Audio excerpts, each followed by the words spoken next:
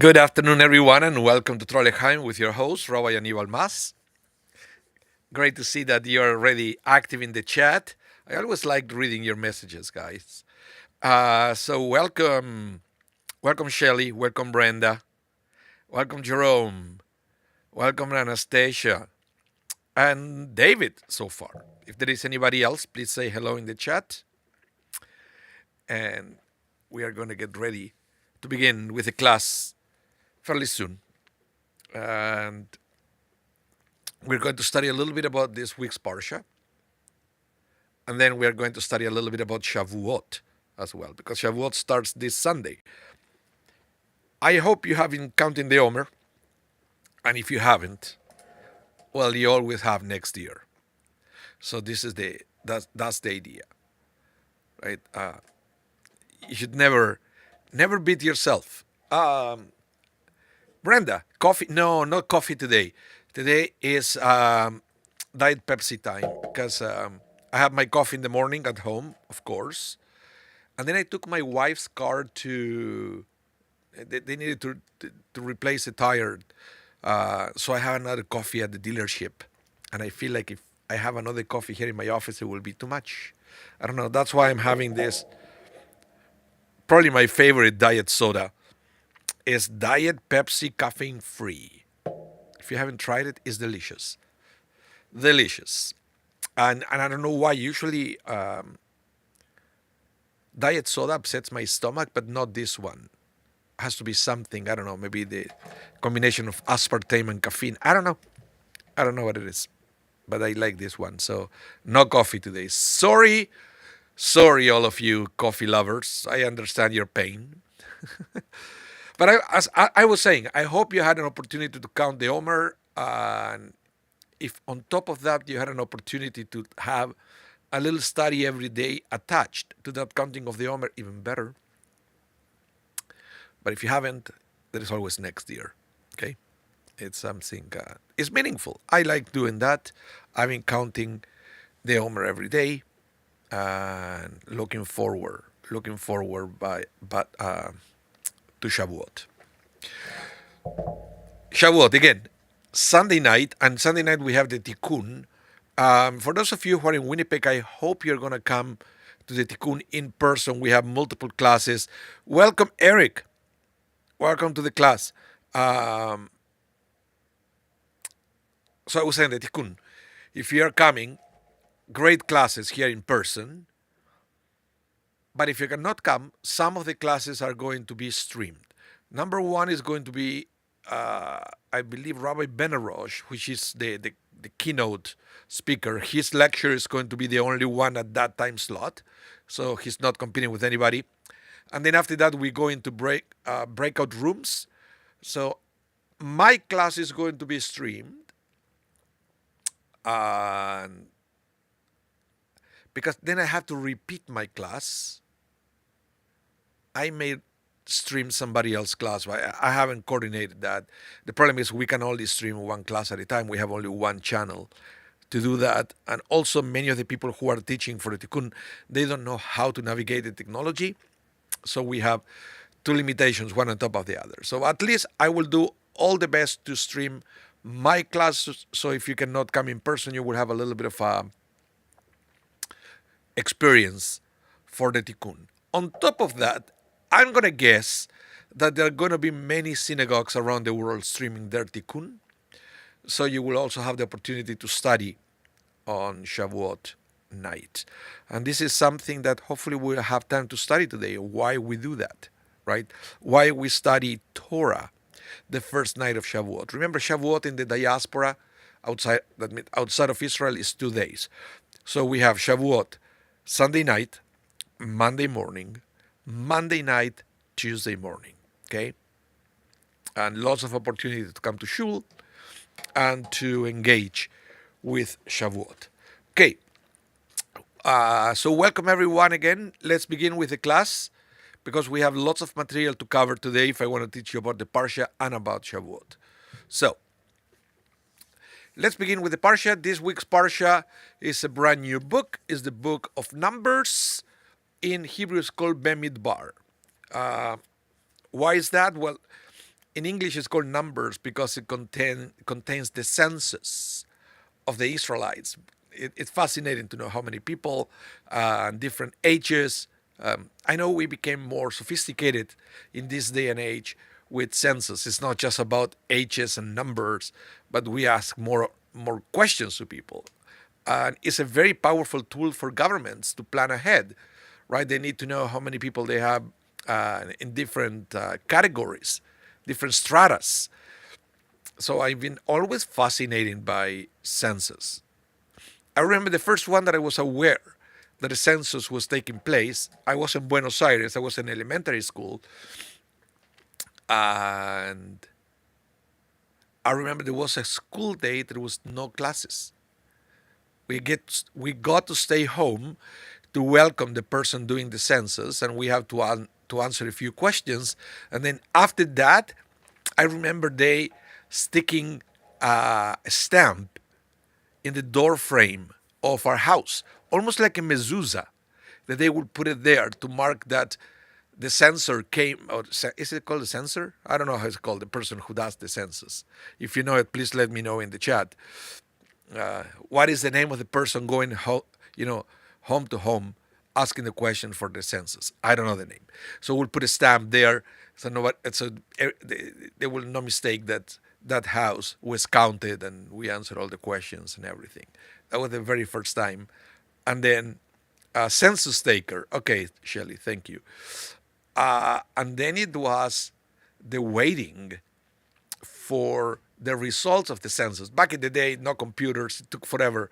But then it was a supplement in the newspaper with all the results and statistics and things. And I remember reading that, and I was, wow, even though I didn't understand the thing. I can't remember how old I was. It was like an early elementary, and me trying to understand all the statistics and things, because I guess back then I wanted to know how many Jews were in Argentina. That's what I wanted. And then within, even there, it would say how many Ashkenazi, how many Sephardic, how many religious, non-religious. It was fascinating. And then I participated in other census, but not like the first one. So, talking about the first one, this is the first time that in the book of Numbers, that it will be like a very systematic way of counting the Jewish people. They need to know how many soldiers they have. They need to know how many Levites and priests and things. It was something fascinating. So, census taker. I will highlight it there in case somebody wants to know. That's how you call the person that goes from door to door. Okay? Thank you. Okay, let's go to the Parsha. We are at the very beginning of the book of Numbers. Oh, by the way, I said Numbers in English because of the census. In Hebrew, it's called Bemidbar because Bemidbar is the first significant word of the first verse. That's the rule for naming the Bible books in Hebrew. The first significant word. So it says, Vaidaver Adonai el Moshe, which is very common. It's this formula, Vaidaver Adonai el Moshe, appears a lot in the Torah. So the next word is Bemidbar Sinai. That's why the book is called Bemidbar, which means in the desert. In the desert. Which desert? The Sinai desert. Okay, it goes like this.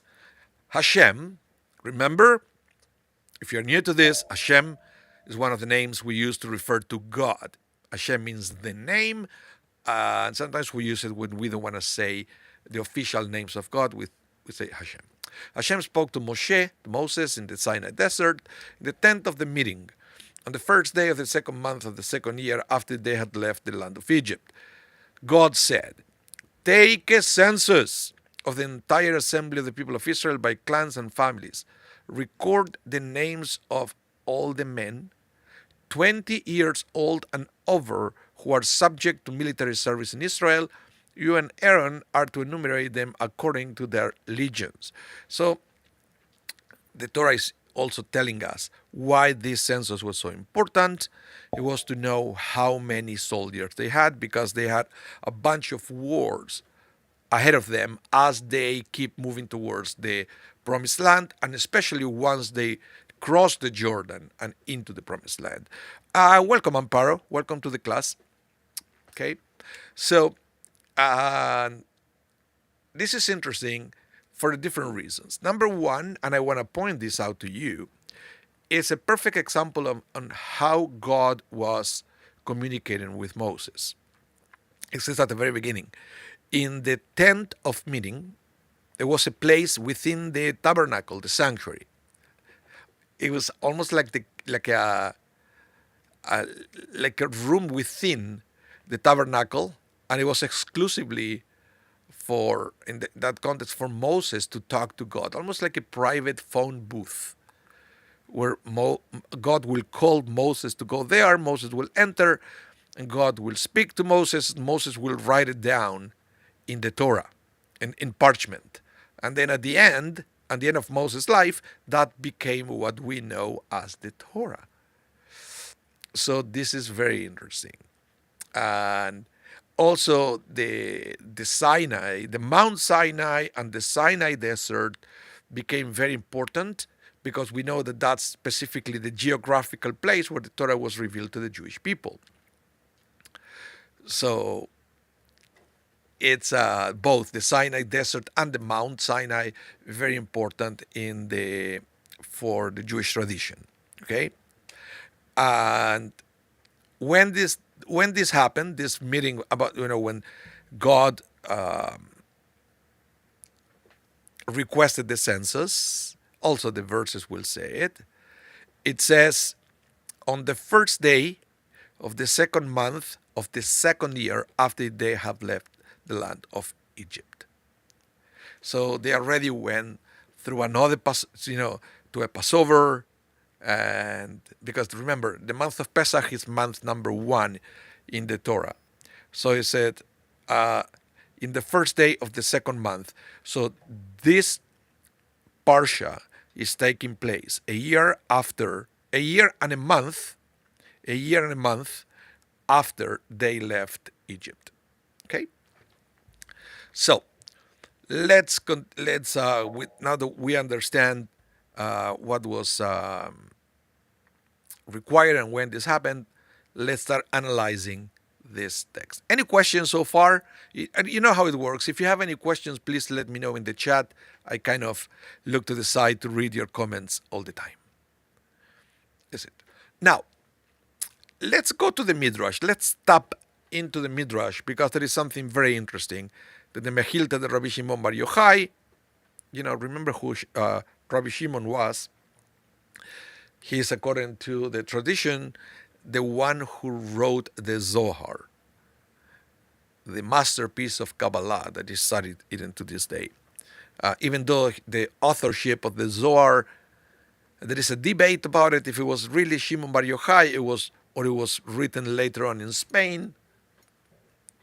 Nevertheless, Rabbi Shimon Bar Yochai was a very important figure in Judaism. So this is the Midrash of Rabbi Shimon Bar Yochai. It says, Hashem spoke to Moshe in the Sinai desert. And listen to this, because this is very important, and I'm going to talk a little bit about this on Saturday, because this coming Saturday, we have the graduation of Choosing Judaism, also known as conversion to Judaism classes. So we have a group of people that they completed the program, they went to the mikvah, and they are Jews now. They are Jews by choice.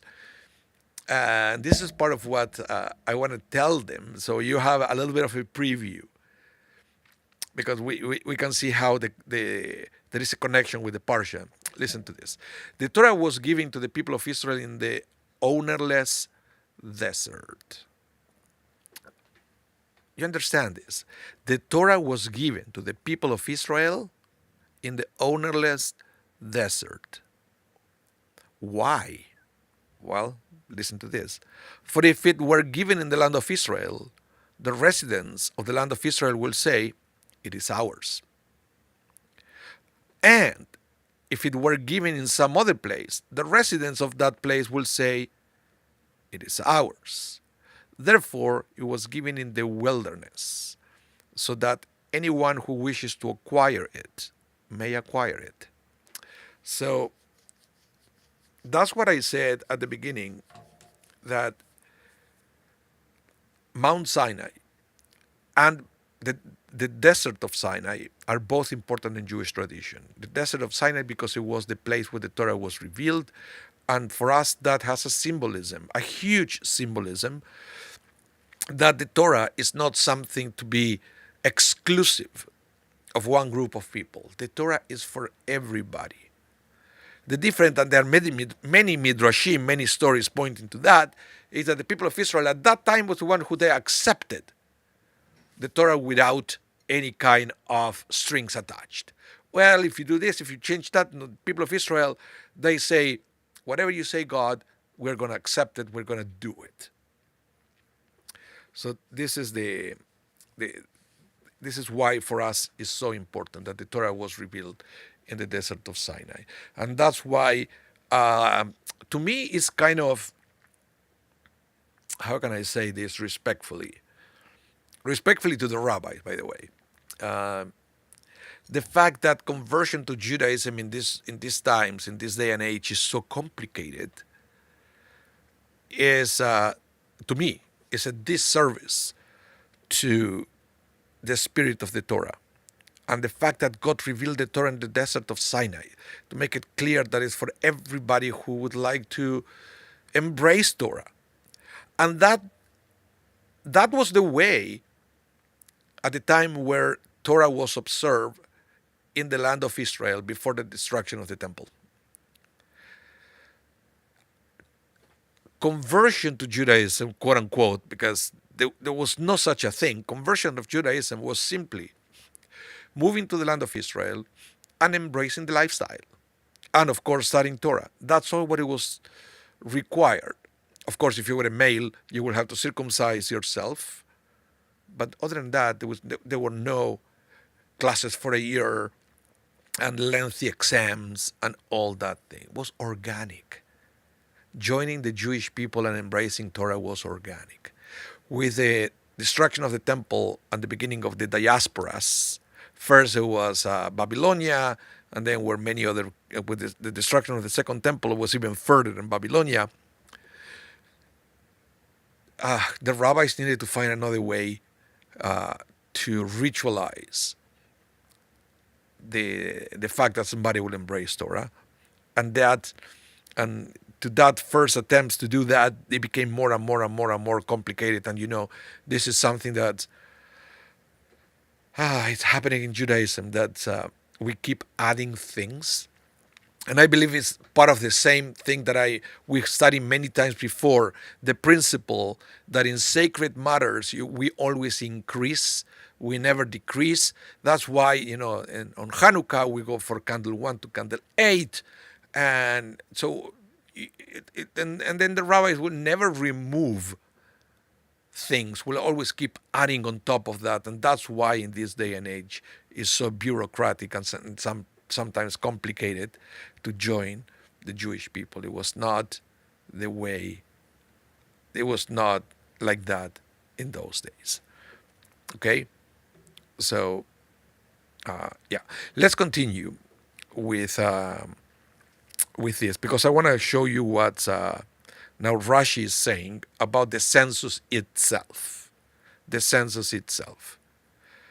He mentioned, because God's great love for God's people, God counts them all the time. God counted them when they left Egypt. God counted them after they fell in the wake of the sin of the golden calf, to know the number of survivors. And God counted them when God came to manifest God's presence within them. On the 1st of Nisan, the sanctuary was erected, and 1 month later, on the 1st of Iyar, God, counted them again. This is what we are reading in this week's Parsha. So here we come now to the concept of counting within Judaism. And this is something that even in the English language makes sense.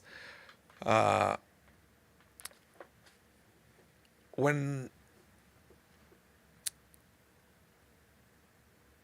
we believe that someone is important, is special, right? To to us. And when have you ever heard the expression, can I count on you, right? Or to say somebody, I want you to let you know that you count, right? It's an expression of you're special. So in the context of the counting mentioned in the Torah, the spirit is exactly the same. It is to let people know how special they are. Unfortunately, sometimes the act of counting, especially in a census and something like this, it creates the illusion that all what matters is the final number. But that's not at all what this is. This is to make people realize that everyone is important, everyone is special. The census is not completed until everyone is counted. And everybody counts one. It's not that one person, because they are, you know, leaders or princes or who knows what, they count double. No, everybody counts one because everybody is equally special to God. But then we make the mistake of believing that it's all about the final number. And this is something that sometimes we have to realize, the concept between numbers and names. And we have the tendency, especially in this generation, to reduce everything to numbers. And I don't know, guys, if you realize that yes, we all have names, but for practical reasons, most of the time we are just numbers. Yes, I have my name, but for the government, the government doesn't care about my name. They care about my social security number, or my passport number, or my license number, or driver license number, or my phone number. Everything is numbers. Everything is numbers. But only if you reflect on the fact that everyone is special in the eyes of God, then we realize that it's not about a number, it's about who we are, and that is represented in our names. We'll see that in the parsha where, for example, we read about the sacrifices that they get present. When the tabernacle was inaugurated, that we have all the leaders of the 12 tribes, and the Torah repeats 12 times the same paragraph, changing the names, of course, with the name of the leaders to make them feel it's not about the numbers of what you brought, it's about who you are, because God knows you by name. And this is something very special that we always have to remember. And Rashi is reminding us of that here, that's why God will count us all the time. It's an act of love. It's an act of love to make us remember how special we are. Yeah. Oh, thank you, Shelley. Now,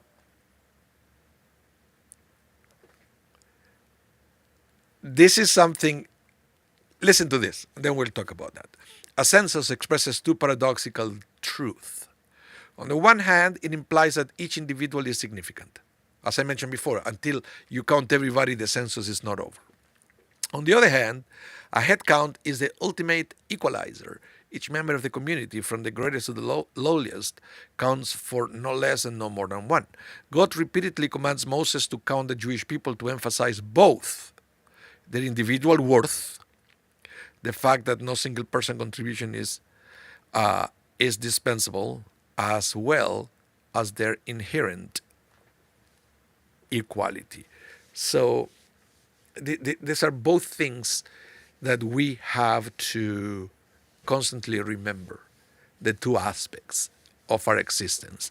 The rabbis will mention it in a beautiful way, and that's why I want to share with you this text from Rabbi Simcha Bunim, that it will explain beautifully what the Hasidic masters are teaching.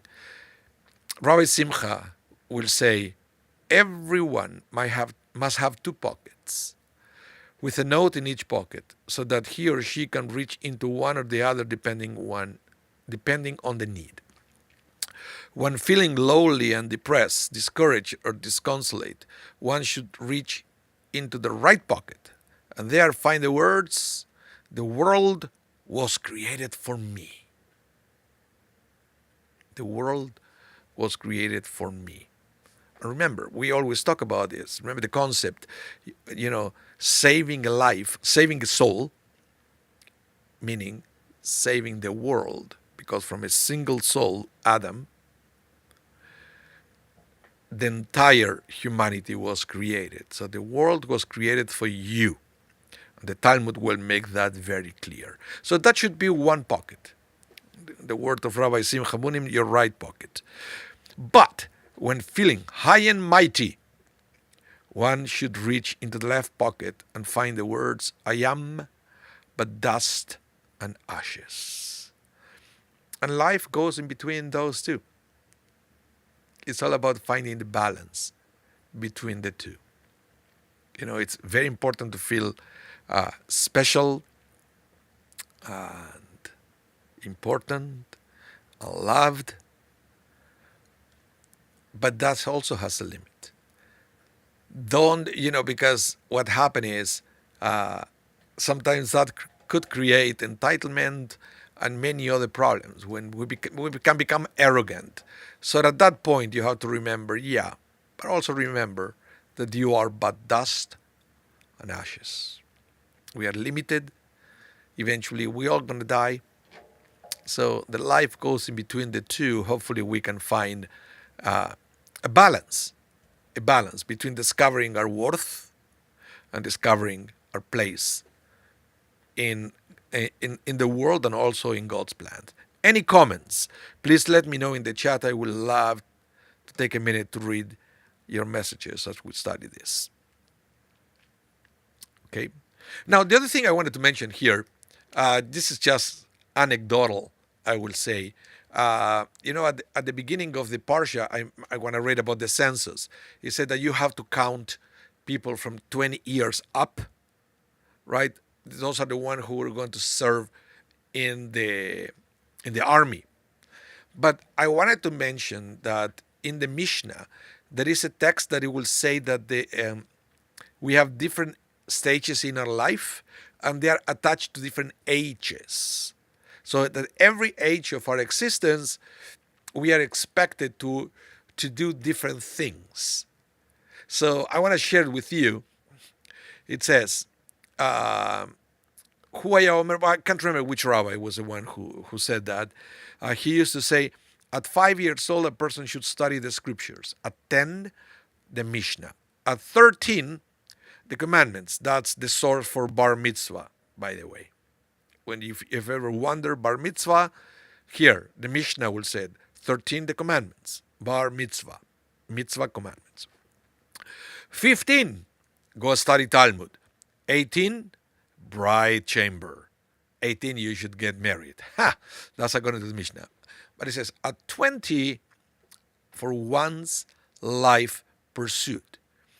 And that's when basically when you start taking a more active role into in the world, including when we always talk about tikkun olam, repairing the world and all that, that is, according to the Mishnah, you start taking that role seriously when you become 20.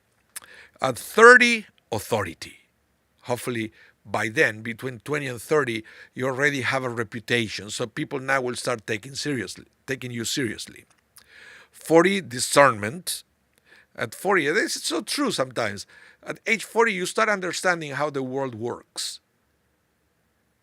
Up to that point, there was lots of dreaming involved. But then at 40, you start really realizing how things work. Right?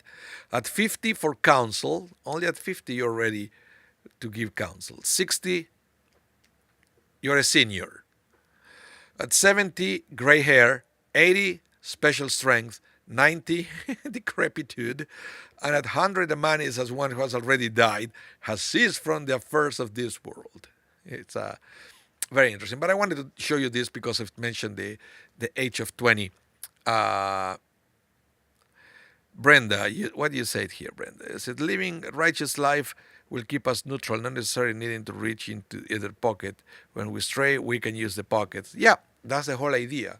Some people don't need the pockets, but some others, and we all know them, they do. Because they are either one side, they believe that they are dust and ashes, and you will know such people depressed all the time, that they feel they have no worth, nothing to contribute. For that person, they have to reach the right pocket and to say, how special you are. And some people, they believe that they own the world, and you wish that sometimes they will reach to the left pocket to remind them that they are finite like everybody else. But that's why the Torah is there, to help us reach that, how you say, Brenda, neutrality or balance. Yeah. So age of 20, this is a very important one. Okay, so let's continue now. I think it's time for us to start studying about Shavuot, because after all, Shavuot starts Sunday night. And I want you guys to be prepared for that special time, because Shavuot is, to me, is the most important festival. Without Shavuot, there will be no Torah, and without Torah, there will be no other festivals. So Shavuot is the most important gift from God to humanity, and yet is one of the most neglected festivals of the year, and probably because we don't realize this truth. The truth that Shavuot is the beginning of everything. It's Torah. Even because, we left Egypt to receive the Torah and then to continue our journey to the promised land. But we have been without a promised land for generations. For generations, for almost, 1,500 years, over until we got Israel back. But even in those days, without a homeland, the Torah was always there with us. That was our portable homeland, giving us advice and comfort everywhere we went. So that's why Shavuot is the most important festival of the Jewish calendar, the beginning of everything. So, Shavuot. This festival is called by the Torah the festival of Shavuot weeks because it comes after the completion of 7 weeks. So it's interesting that the name of the festival is not because of what happens that day. It's not like Pesach. Pesach is because on that specific day, in Egypt, the angel of death, Pasach, it passed over the houses of the Israelites, killing the Egyptians, or on that day they had to sacrifice a lamb that is called the Pesach lamb, the Paschal lamb. So something happened there. Shavuot is in commemoration of something that happened before. So Shavuot is also, that's what I like it, because Shavuot is the festival of completion. It's a festival of achievement. It's a festival that we worked towards it. And because we worked for 7 weeks towards that moment, we call it the celebration of the weeks. Chag HaShavuot, the festival of the weeks. And that is something that we have to remember when we celebrate this important festival. Now, the very name Shavuot, which the Torah uses to refer to the holiday, refers to the fact that it represents the culmination of a process of 7 weeks. Remember that it's not something that happened that day, it's for what happened before that day. Now, let's read what Rabbi Levi Yitzchak Verdichev said about this. Listen to this. I was asked once while in Lithuania why the festival of Shavuot is also called by the name Atzeret. Did you know that? It's one of the name. This name is not used in the Torah, except when referring to Shmini Atzeret, the last day of Sukkot. But then the rabbis call it Atzeret in the Talmud. We understand that all the festivals have names connected to the event that happened on that day. This is true of all the festival except Shavuot, which is named for the mitzvah of counting, which has already been completed. We must understand why this festival is named after something that has already happened. And the answer is because it is the conclusion of the mitzvah. This is also the reason for Shavuot, that we make a festival at the conclusion of the mitzvah of counting that God gave to us. For this reason, it's called Atzeret, completion. Now, Shmini Atzeret is called the day at the end of Sukkot, is because it's the completion of Sukkot, and it's a special day. And Shmini Atzeret and Shavuot, they have a lot in common, in the sense that, for example, you will see that they don't have any special observance. Everything that we do in Shmini Atzeret and Shavuot is traditional or rabbinic in origin. It's not coming from the Torah. Like, for example, Shmini Atzeret, if you remember, at the end of Sukkot, what do we do Shmini Atzeret? We have Iskor. That's it. People come Shmini Atzeret to the synagogue because there is Iskor. Shavuot is the same thing. It's Iskor. Of course, then we have we eat dairy products, but that is all traditional. It's not in the Torah. So Shmini Atzeret and Shavuot, that is also Atzeret, they are connected. Now, Shmini Atzeret is the festival that completes the cycle of a week, the week of Sukkot, of 7. It completes the cycle of 7. Shavuot completes the cycle of 7 times 7. So they are both connected. The other thing that you're going to notice, that is Atzeret, or Shmini Atzeret, does not have a date in the Torah. How do we know when Shmini Atzeret is the day after Sukkot? Same thing is with Shavuot. The Torah doesn't give us a specific date for Shavuot. You have the date of Pesach, and then from there you count 7 weeks, and you know when is Shavuot. So the two are deeply connected. Okay. Now, the Hebrew word Atzeret is generally translated as assembly, but shares a linguistic root with the word Atzor, meaning stop or tarry. Okay. Shirley Chochinov, what do you say here? Let's see. What? Cheesecake is not a Torah commandment? Oi. Yeah, it's not a Torah commandment. It's not even in the Talmud, the cheesecake. It's, yeah. In fact, and this is something that people forget, for the Shavuot dinner at night, for the meal, it's usually a meat meal. The dairy comes during the day, because the meal for Shavuot at night is like any other festival. It's supposed to be like a fancy dinner with meat. But then the dairy comes the next day because we cannot mix the two, right? Yeah. So Atzeret. Let's see what the Nachmanides say about this. And this is also very interesting. Okay? This is what I was telling you, the connection between Atzeret and Shmini Atzeret, Shavuot and Shmini Atzeret. Nachmanides said, God commanded us to observe the festival of Matzot, Passover, for 7 days, with sanctity at the beginning and at the end. And God counted 49 days after it. And God sanctified the 8th day, the day immediately after the 7 weeks. Like the 8th day of the festival of Sukkot, and the intervening counted days are like Chol HaMoed, intermediate days between the first day and the last day of Sukkot. Okay? That 50th day is the day of the giving of the Torah, when God showed them God's great fire, and they heard God's word out of the fire. For this reason, our sages of blessed memory always call Shavuot Atzeret, because it is like the 8th day of Sukkot, which the Torah describes in that way. So this is more connections between Shmini Atzeret and Shavuot. So in other words, all the days of the, when we count the Omer every day between Pesach and Shavuot, it is, according to Nachmanides, like a big, long Chol HaMoed, like the days in between of a festival, all the way from Pesach to this point.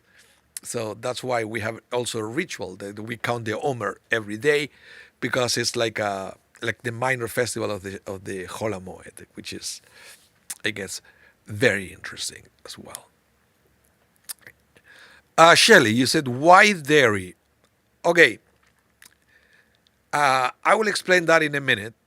And if I forget or we don't have time to read that, please remind me before I close the broadcast, just in case I run out of time to show the source of that in the slide that I prepared. But I I want to answer that question in this class. Why the tradition of dairy?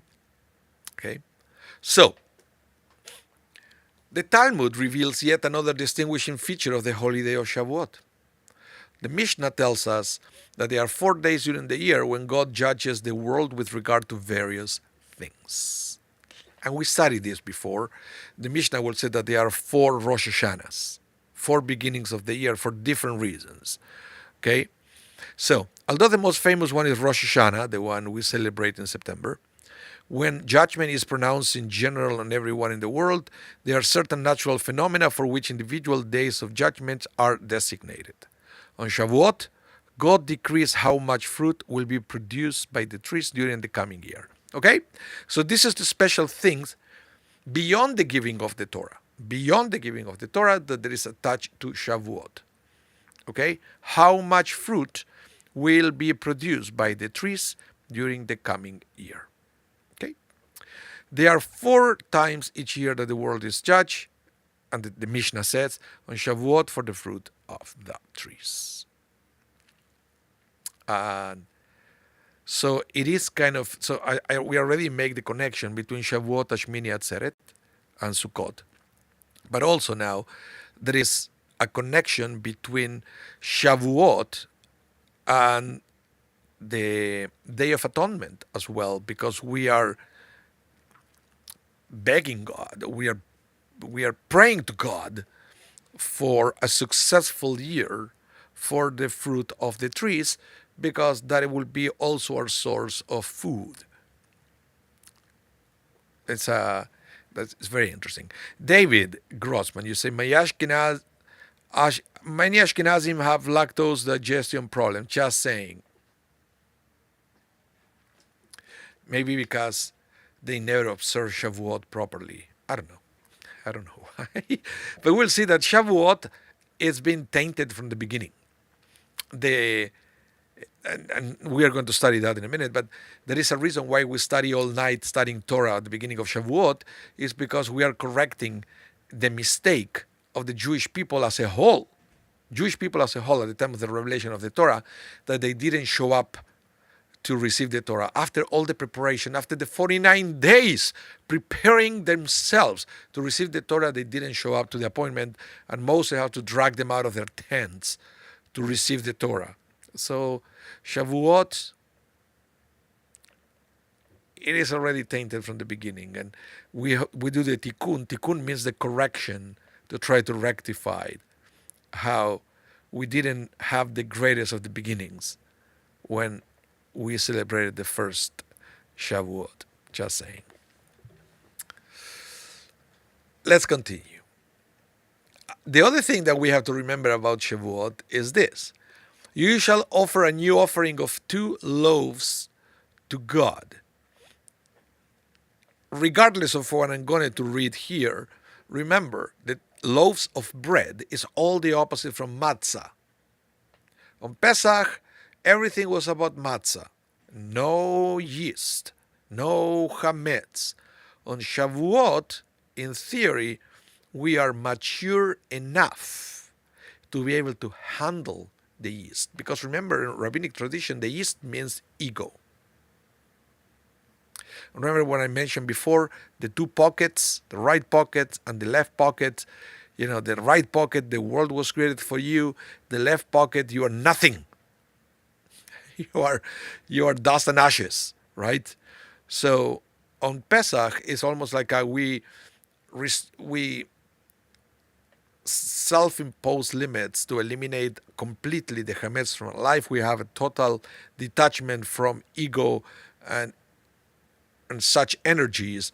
But now on Shavuot, after we reflected for a whole 49 days and we worked on our ethics and our morals, counting the Omer, now the celebration involves bread. Mandatory. Now you cannot go to matzah. Now is the time to celebrate with bread, and this is something that I should know. I should remind you. Okay, that also make it very different Shavuot with Pesach. But now the rabbis take another take because they said you should be offering 2 loaves of bread to God. This is a sign of the day of the giving of the Torah, because the Torah must be new to a person as if he received it from Mount Sinai that very day. The reason that the Torah does not explicitly mention that this is the day of the giving of the Torah, which by the way is something that we also should ask ourselves, how come the Torah doesn't explicitly say that on Shavuot we receive the Torah? It's implicit, it's hidden. We have to read, the 2 loaves of bread and think this is a symbol of the giving of the Torah. But why wouldn't the Torah say, just very clearly, this is the day of the revelation? It doesn't say that. It's in the Talmud, came through us through oral law, but it's not written. So the rabbis explain the reason that the Torah does not explicitly mention this is that this is the day of the giving of the Torah is because God did not want to limit the giving of the Torah to a single day, because a person should feel every single day of the year as if he received the Torah from Mount Sinai on that day. Similarly, the sages have said that the words of Torah should be new to a person every day, not like something old which he can no longer tolerate. The truth is that one does indeed find something new in the Torah every day. Believe me, if you study Torah, you will know exactly what I'm talking about. We always keep finding new meanings, new teachings. Therefore, the Torah did not specify the day that it was giving, apart from the hint in the Torah, new, to teach that the Torah is like a new offering every day. And also, this connects what I mentioned at the beginning of the class. Remember? That the Torah was given in the desert, not in a specific place, but in the ownerless desert, as a hint that the Torah is available for everyone. It's not exclusive of one group. It's open for everyone who want to embrace the Torah sincerely. Let's continue with this. Now the Talmud will say, Rabbi Yeshua says that being happy on a festival is also a mitzvah. That is the difference between a festival and Shabbat, for example. The Torah doesn't really specify the mitzvah, the joy aspect. Shabbat is a day of rest. Festivals are a day of joy. Don't forget that. And that's why on Shabbat we are not allowed to cook. On festivals we are allowed to use fire to cook, because that it contributes to make the festival a day of joy. So it's a mitzvah to be joyful on a festival, as it was taught. Rabbi Eliezer said that on a festival a person should either eat or drink or sit and learn Torah. Rabbi Yeshua says he should divide the day, half for eating and drinking and half for sitting in the Beit HaMidrash learning Torah. They both derive their position from the same verse. One verse says, it is atzeret, gathering, ceasing for the Lord your God. And another verse says, it shall be an atzeret for you. Rabbi Eliezer holds that these 2 verses indicates that a festival should be dedicated either all for God or all for you. Rabbi Yeshua holds that you should divide the day, half for God and half for you. Rabbi Eliezer said that everyone agrees that on Shavuot, for you is also required. Why? Because it's the day that the Torah was given. And Rashi will explain a little bit more. We also require for you, because a person rejoices with food and drink to show that the day that Israel received the Torah is pleasing and enjoyable. So that's why Shavuot is such a special festival, and it's a shame that it's so poorly observed. around the world. So if you can do anything to enhance your experience, that will be amazing, because how special it is. Now let's go to other thing. I don't wanna even behind. This is the Ten Commandments, right? That reveal on Shavuot. Hold on. What is it here that I wanted to say? Oh, I don't have it here. But let me tell you, we have like something like 4 minutes left, and I wanted to tell you a few things that I believe that we have to understand before we end the class. Number one, the tikkun. We studied all night, and I told you that because there is another hint in the Torah when it says that Moses took them out of their tent to receive the revelation, and the rabbis explained that Moses took them out of the tent and said they fell asleep. They were asleep, they forgot, whatever. Moses had to drag them out. So that's why we are rectifying that, and we get excited about receiving of the Torah. And how do we do that? We don't go to sleep that night, and we study Torah all night. That's why Shaare Zedek this year is partnering with other synagogues around the city, including Etz Chaim, Temple Shalom, Herzliya,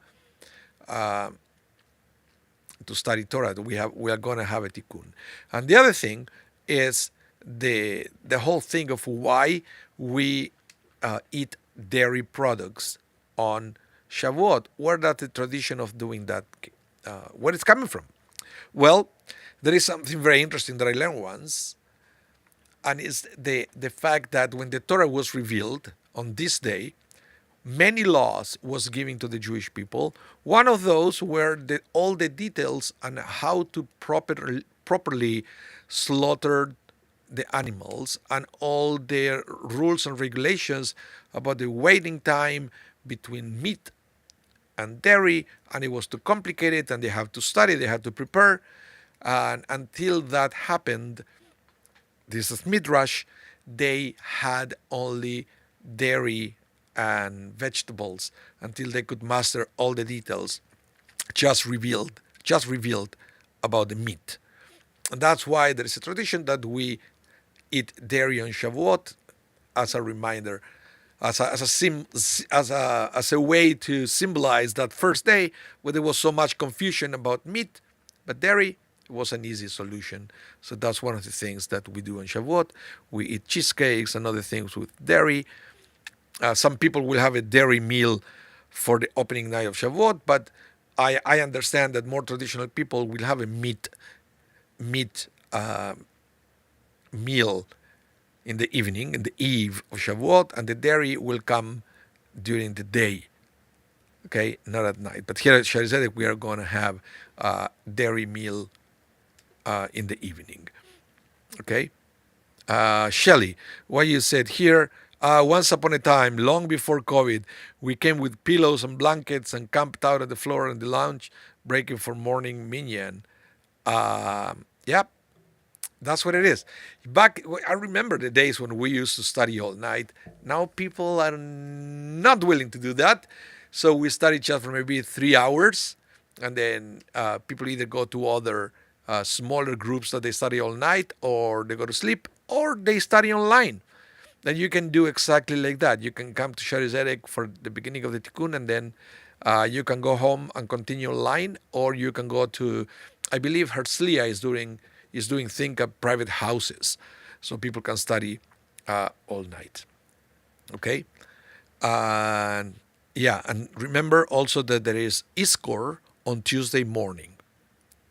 Also very important. Tuesday morning there is Iskor, the second day of Shavuot. If you're in Israel, there's only one day of Shavuot, so Iskor is on Monday.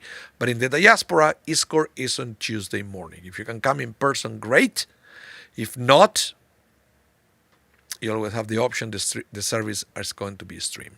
So thank you everyone for tuning in. Thank you for tuning in, and I wish you a Chag Sameach. Chag Sameach, and also reminder that I think we have something like 3 more sessions of Trollechaim before we go into the summer hiatus.